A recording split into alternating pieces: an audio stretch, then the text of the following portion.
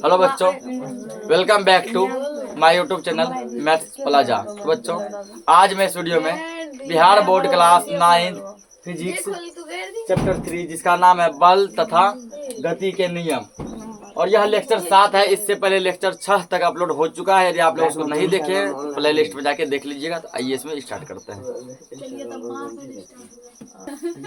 तो क्या आवेग, आवेग यानी कि इम्पल्स। आवेग क्या इंग्लिश में क्या बोलते हैं? इम्पल्स। तो न्यूटन के दूसरे नियम से जो है, ठीक ना, न्यूटन के दूसरे नियम से हमें संवेग और आवेग का परिभाषा मिलता है, जिसमें संवेग हम लोग कल समझ चुके थे। आज हम लोग क्या समझेंगे? आवेग। आवेग क्या है इसके बारे में जानेंगे, ठीक ना। तो कह रहा है कि जब किसी वस्तु पर बहुत कम समय अंतराल के लिए बल आरोपित की जाती है तो बल का आवेग महत्वपूर्ण हो जाता है, ठीक ना। कोई ऐसा वस्तु जिसे बल लगा लेकिन बहुत कम समय के लिए, कितने समय के लिए? बहुत कम समय के लिए बल आरोपित किया गया, बाद में बल को हटा लिया गया, तो वहां पर आवेग क्या हो जाता है? इम्पोर्टेंट हो जाता है। जैसे एक बल्लेबाज गेंद पर प्रहार करता है या हॉकी खिलाड़ी हॉकी स्टिक द्वारा गेंद पर प्रहार करता है, ठीक ना। यहाँ पे क्या होता है? आवेग उत्पन्न होता है। जैसे देखो, गेंद पे जैसे बल्ला जो मारता है तो गेंद पे बल पड़ा, ठीक ना, गेंद पर बल पड़ा लेकिन बहुत कम समय के लिए, ना आया बल लगा गेंद चल दिया। बल तो पड़ा लेकिन बहुत कम समय के लिए, ठीक ना। उसी प्रकार हॉकी में, हॉकी का बॉल जो होता है हॉकी के स्टिक से पीटा जाता है, ठीक ना। आया ऐसे मान चलो पीटा गया, ये कितने समय के लिए? बहुत ही कम समय के लिए। इतना कम समय के लिए कि पता तक नहीं चलता उस पर बल भी लगा है, लेकिन बल लगा है, ठीक ना। तो इस प्रकार जब किसी चीज पे बहुत कम समय के लिए बल लगता है तो वहां क्या उत्पन्न होता है? आवेग। तो आवेग का परिभाषा हम लोग लिखेंगे, किसी वस्तु पर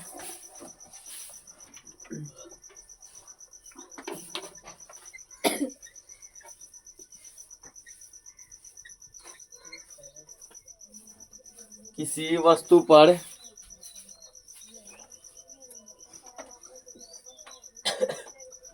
आरोपित बल एवं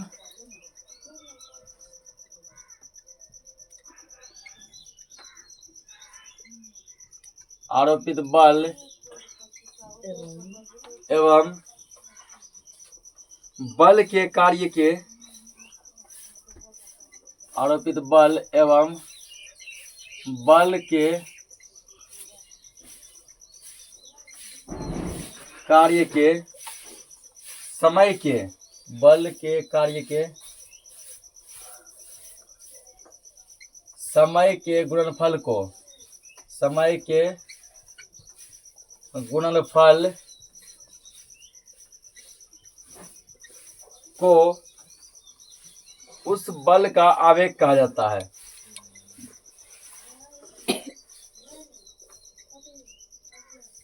उस बल का आवेग कहा जाता है।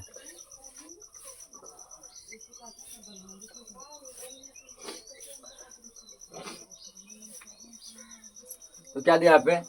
कोई वस्तु पर जो है कितना बल लगा, पहले ये जानना है हमको, ठीक ना। और उस बल, वो बल जो है कितना समय तक लगा, फिर ये जानना है कि जितना बल लगा जितना समय तक लगा, यदि दोनों को गुना कर देंगे तो उसके गुणनफल को हम लोग क्या कहते हैं? आवेग कहते हैं। क्या कहते हैं? आवेग। यदि वस्तु पे जो बल लगा वो और जितने समय तक लगा वो दोनों का गुणनफल क्या कहलाएगा? आवेग कहलाएगा, ठीक ना। और आवेग को हम लोग किससे लिखते हैं? आई से लिखते हैं।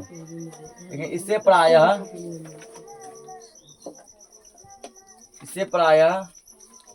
कैपिटल आई से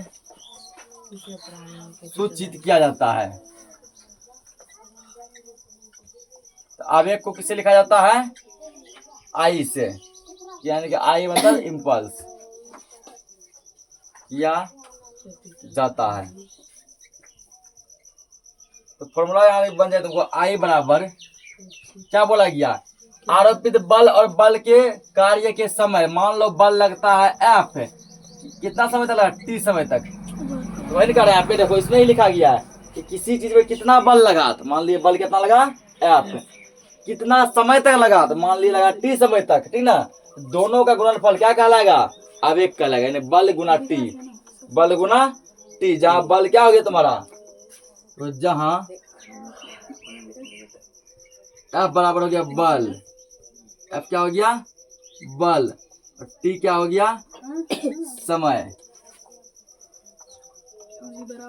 या आरोपित बल लिख दो, जहाँ एफ बराबर हो गया आरोपित बल।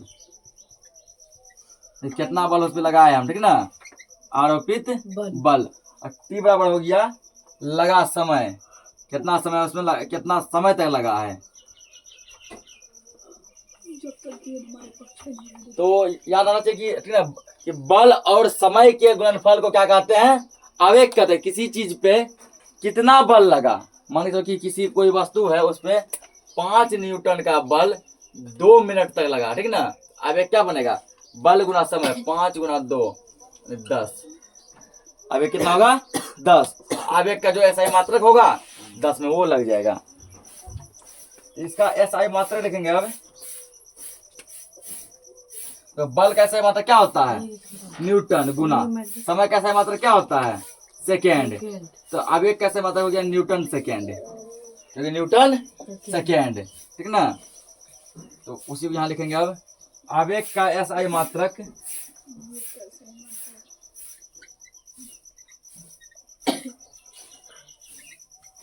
आवेग का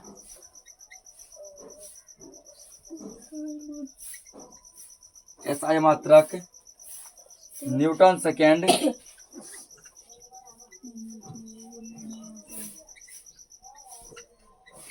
न्यूटन सेकेंड ब्रैकेट में लिख देते हैं N newton second, newton second होता है। न्यूटन सेकेंड होता है, ठीक ना।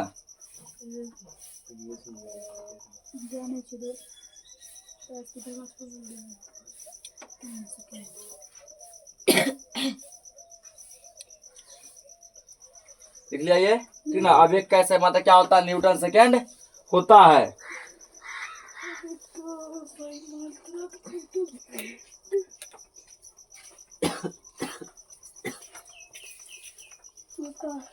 कितना लिखा, हाँ। एक यहाँ और लिखेंगे, हाँ, हो जाएगा। एक यहाँ पे लिखना है तुमको कि संवेग में परिवर्तन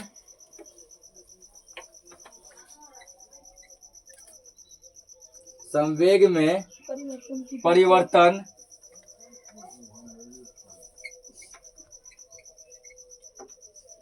संवेग में परिवर्तन आवेग के बराबर होता है। संवेग में परिवर्तन आवेग के बराबर होता है।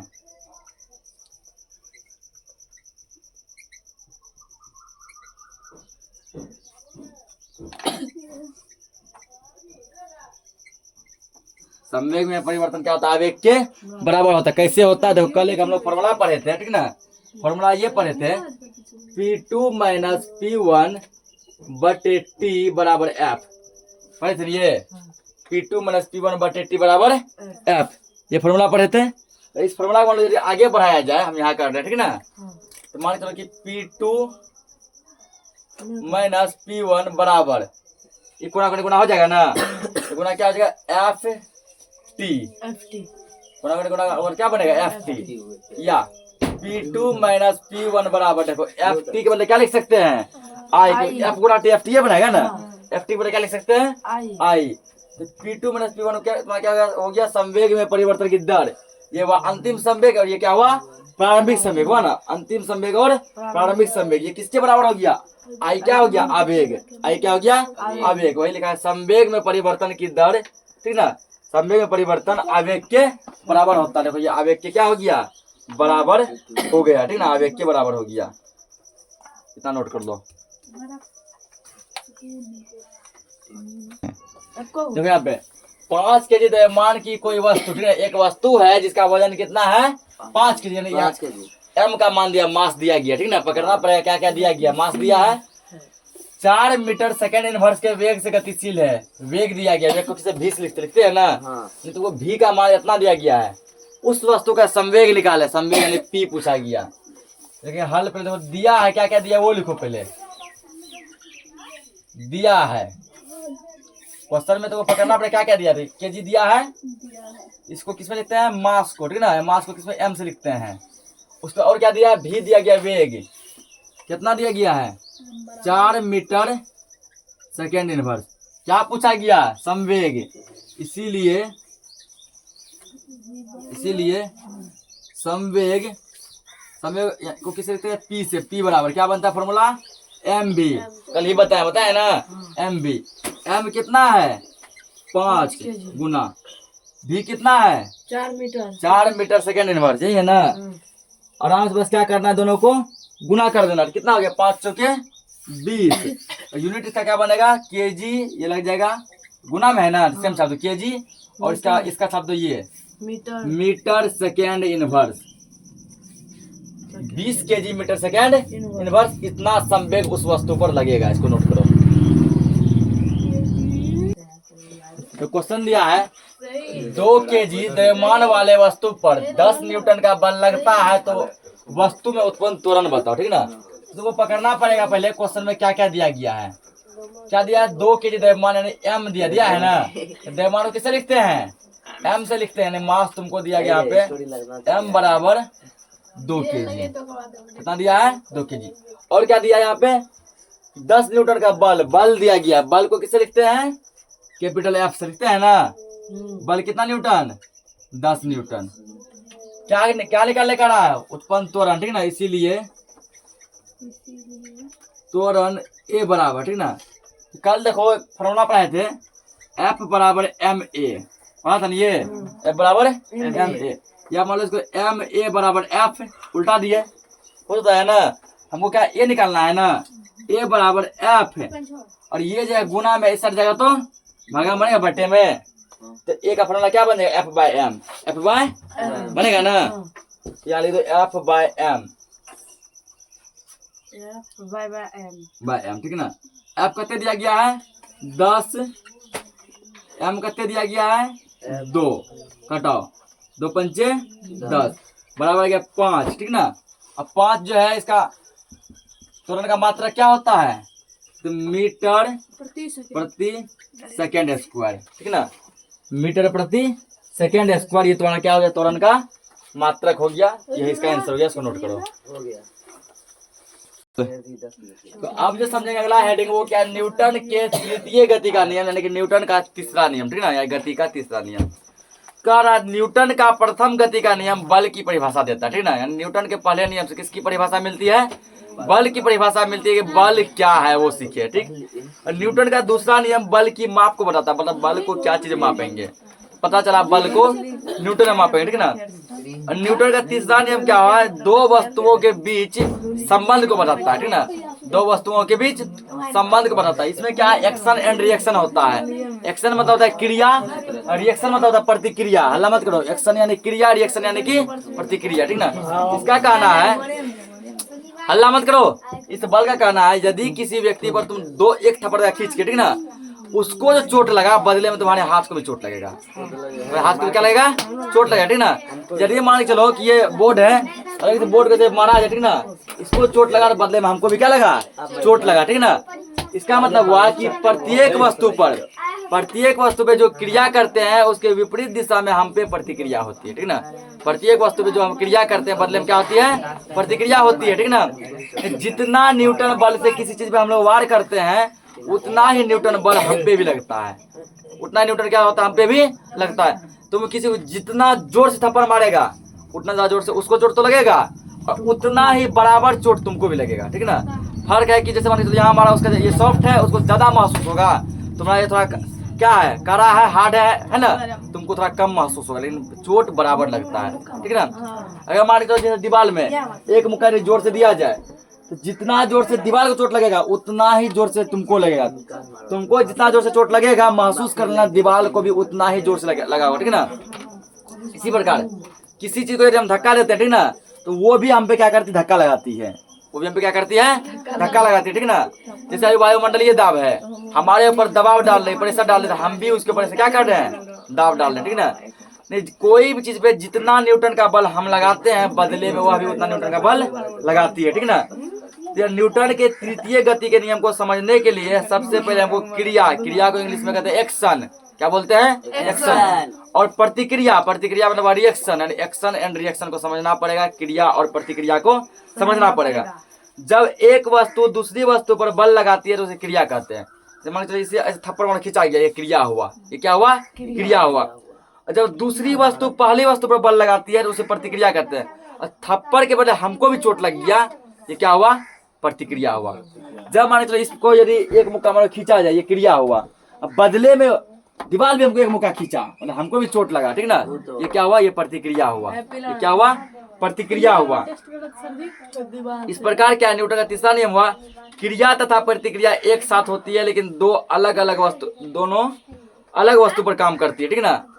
मतलब कि क्रिया यदि हम कोई किए तो क्रिया हुआ इस पर और प्रतिक्रिया हो गया मेरे ऊपर, ठीक ना? मान लीजिए तो किसी को थप्पड़ मारा, क्रिया हुआ थप्पड़ खाने वाला पर और प्रतिक्रिया हुआ थप्पड़ मारने वाला पर। क्रिया और प्रतिक्रिया दोनों एक के साथ होता है, एक के टाइम पे, लेकिन दोनों अलग अलग चीज पे, ठीक ना? किसी को तुम धक्का देगा, जिसको तुम धकेला क्रिया, वो भी तुमको धकेल रहा है, वो क्या हो गया? प्रतिक्रिया। दोनों सेम टाइम पे हुआ ना, लेकिन अलग अलग वस्तु पे। देखो डेफिनेशन इसका।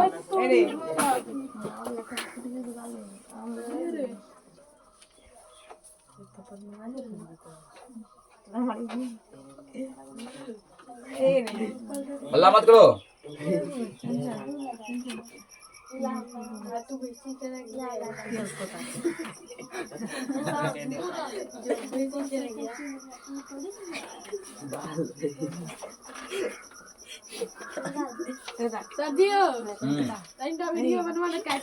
हल्ला बन किया अभी।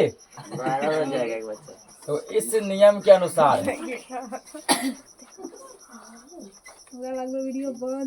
इस नियम के अनुसार यानी कि न्यूटन के तृतीय गति के नियम के अनुसार, ठीक ना? क्या होता है? प्रत्येक क्रिया के बराबर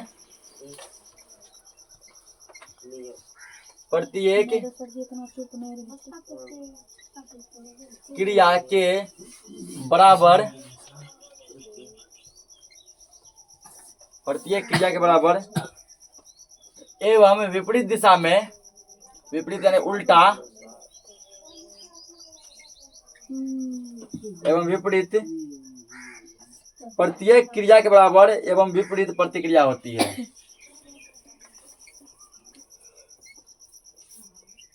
विपरीत प्रतिक्रिया होती है। यही तुम्हारा हो गया न्यूटन का तीसरा नियम, ठीक ना? यदि कोई बोले बाबू न्यूटन का तीसरा नियम क्या समझाओ, एक थप्पड़ देना खींच के। तो देखिए सर, चोट तो आपको लगा होगा। बोला हमको भी लगा। यही है न्यूटन का तीसरा नियम। ये क्या न्यूटन का तीसरा नियम है, ठीक ना? यदि कोई बोले कि अगर लड़ने झगड़ने लगे तो गुस्सा में मुक्का दीवार पर भी दे देता, देखिए वह ज्ञान खून आपके चक्कर में झूठ मूठ का। अगर आप ये क्वेश्चन हमसे नहीं पूछे होते तो आज मेरा हाथ घायल नहीं होता। इसका रीजन है न्यूटन का तीसरा नियम। न्यूटन का, हम तो दीवार को मारे थे, गुस्से में आकर दीवार भी हमको मारा, यानी जिस किसी भी वस्तु पर जितना बल हम लगाते हैं वह वस्तु भी उल्टे दिशा में, विपरीत, ठीक ना? हम मारे इधर, वो मारा इधर, मारा ना, विपरीत उतना ही बल हम पे लगाती। वही है प्रत्येक क्रिया के बराबर, हम जो क्रिया करेंगे बराबर लगता है, उतना ही लगता है, एक कम नहीं, एवं विपरीत प्रतिक्रिया होती है, ठीक ना? जैसे उदाहरण के लिए समझो, जैसे कि जब एक गुटका को किसी सतह पर रखा जाता है तो गुटका अपने भार के बराबर बल सतह पर नीचे की ओर लगाती है, ठीक ना? जिसे क्रिया कहा जाता है। कोई माने तो कि जैसे 2 किलो का बटखरा रख दिए, कुछ भी रखे टेबल पे, वो क्या टेबल पे बल लगा रहा है, टेबल पे क्या कर रहा है? बल लगा रहा है, ये क्रिया कहलाया।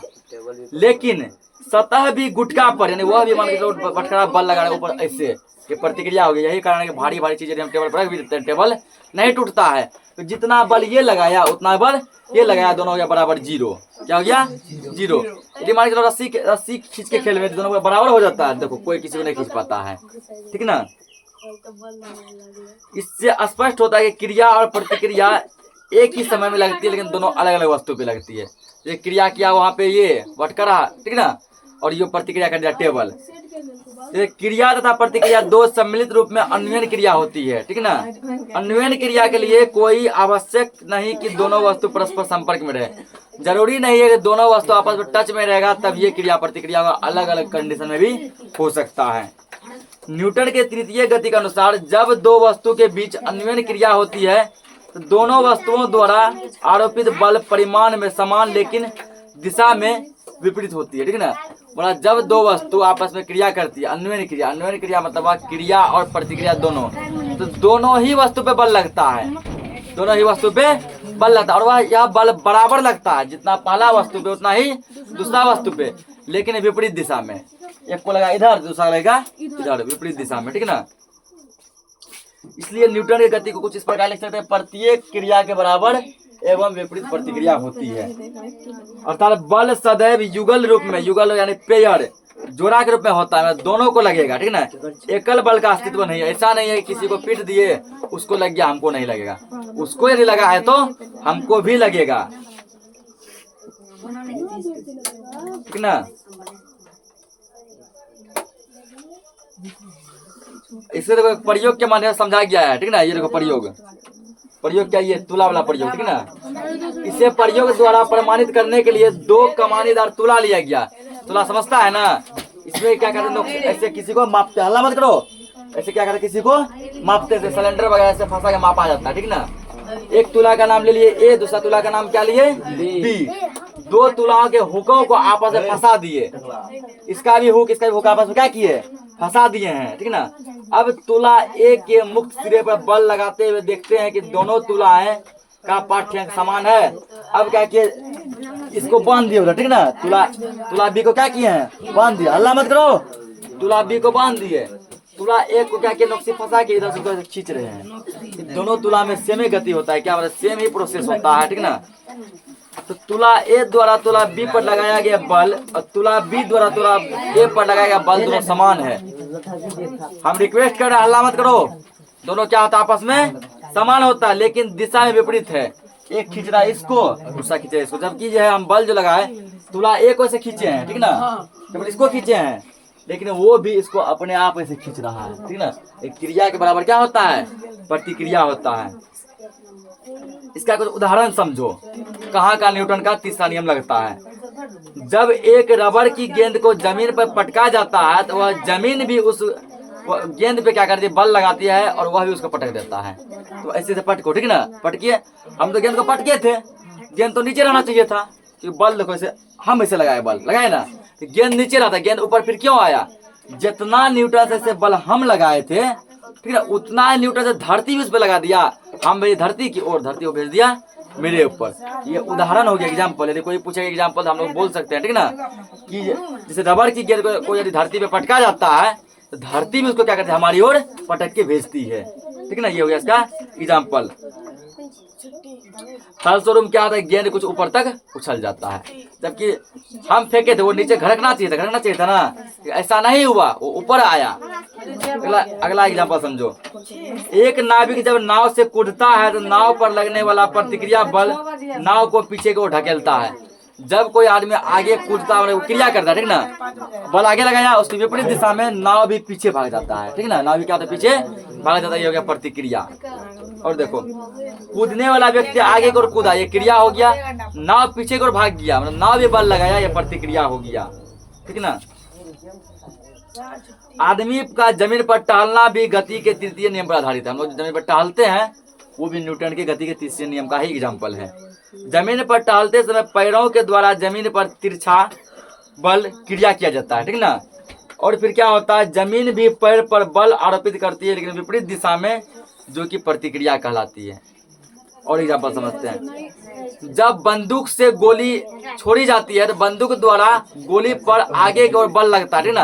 मान लो तो ऐसे बंदूक मारे, ठीक ना, क्या होता है, बंदूक से जो गोली निकलता है उसको आगे की ओर बल लगाता है, ये हो गया क्रिया। ये क्या हो गया, क्रिया।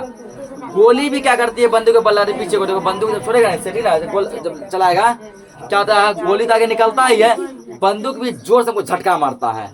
बंदूक भी क्या करता है, हमको जोर से झटका मारता है। इसका मतलब हम जो बंदूक दबाया, ठीक ना, ट्रिगर से उसको दबाया गया तो जो गोली निकला वो आगे को क्रिया किया, और गोली भी क्या किया, पीछे की ओर बंदूक पे, बंदूक क्या गोली पे क्रिया, तो गोली बंदूक पे क्या किया, प्रतिक्रिया।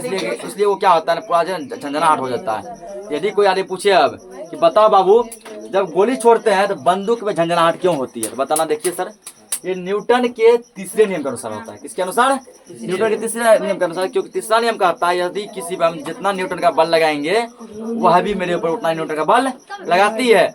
आप गोली पे जितना न्यूटन का बल लगाया, गोली भी आपके ऊपर बल लगाया, इसलिए बंदूक को क्या हो गया, झंझना गया पूरा, ठीक है ना। उसके बाद रॉकेट जो चलता है, रॉकेट भी न्यूटन के तीसरे नियम के अनुसार ही क्या होता है, चलता है। इस प्रकार ये तीसरा नियम क्या हो गया, खत्म। बाकी का जो टॉपिक बचा हम लोग कल के लेक्चर में कवर करेंगे। तब तक के लिए जय हिंद। जय भारत।